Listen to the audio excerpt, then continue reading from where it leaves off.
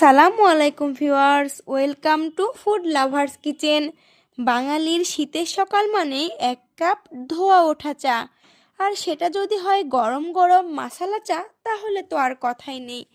মনটাকেও ভরিয়ে দেয় আরাম আর প্রশান্তিতে। ঠান্ডা লাগলে, ক্লান্তি লাগলে এক কাপ মশালা চাই যথেষ্ট। আর চা প্রেমীদের কাছে তো চা ছাড়া একদমই চলে না, তাই না? আপনার ঠান্ডা লেগেছে, নাক বন্ধ, গলা ব্যথা? তাহলে ঔষধের আগে এক কাপ গরম গরম মশালা চা। প্রকৃতির দেওয়া এই চা ধীরে ধীরে শরীরকে সুস্থ করে তোলে। এ চা তৈরির জন্য একটি প্যানে আমি 3 কাপ পানি নিয়েছি। যেহেতু আমি 2 কাপ চা তৈরি করব, তাই আমি এখানে 3 কাপ পানি দিয়ে দিয়েছি। এবার আমি দিয়ে দিব 3 ইঞ্চি সাইজের আদা থেতো করে। একটি তেজপাতা ছোট ছোট করে কেটে নিয়েছি।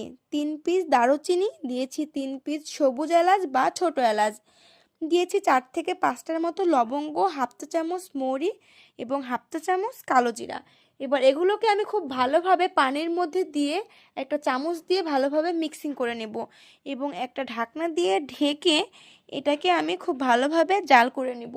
এটাকে যত সময় নিয়ে জাল করা যাবে, এটার টেস্ট ততটা বেড়ে যাবে। এবার এটাকে আমি 15 থেকে 20 মিনিটের মতো জাল করে নিয়েছি। এবার এর মধ্যে দিয়ে দিব 1 চা চামচ চা পাতা এবং স্বাদ মতো চিনি। চিনির পরিবর্তে আপনারা এখানে মধু ইউজ করতে পারেন, সেক্ষেত্রে চাটা ছেঁকে নেওয়ার পরে মধুটা অ্যাড করতে হবে। এবার চাটাকে আমি সেঁকে নেব।